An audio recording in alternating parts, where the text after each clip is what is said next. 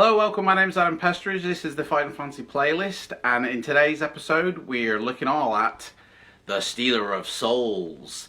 The Stealer of Souls is book 34 in the series for Fighting Fantasy and was released in 1988.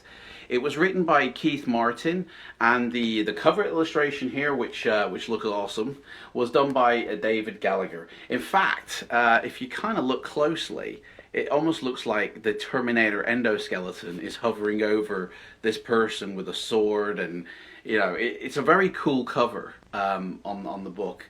And the internal illustrations were done by an artist called Russ Nicholson, who is a fantastic artist.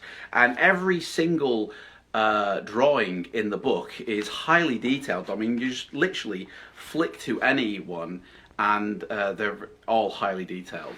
It's they're art, looking at the art wise, it's a great book. Looking at the story, different matter. I did enjoy playing this. Don't get me wrong. It is a fun read. It's a very interesting read because for the first time in the Fighting Fantasy series, I kind of felt like I was reading other books.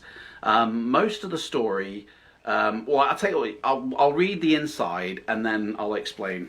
You'll probably understand then. So it says, "You are a hardy and experienced adventurer. When the wizard Vaniston summons you and offers you the chance of riches and glory, you can hardly wait. But wealth and fame are less important to the world of Titan than the success of your mission. For if you fail, the Stealer of Souls will ravage the land. The Stealer of Souls is Mordineth, an evil archmage who has found a magical way of unleashing awe, fears, and nightmares upon the innocent, and even the not-so-innocent inhabitants of Titan. This is what he is poised to do, and only you can stop him." So, yeah, it's like your typical adventure story, but most of it takes place in like caves. I did kind of feel like I was playing at one point The Warlock of Firetop Mountain, the first book in the series, because I was coming across very similar foes like rat people and stuff, and it was very reminiscent. And then there were other aspects which reminded me of other books.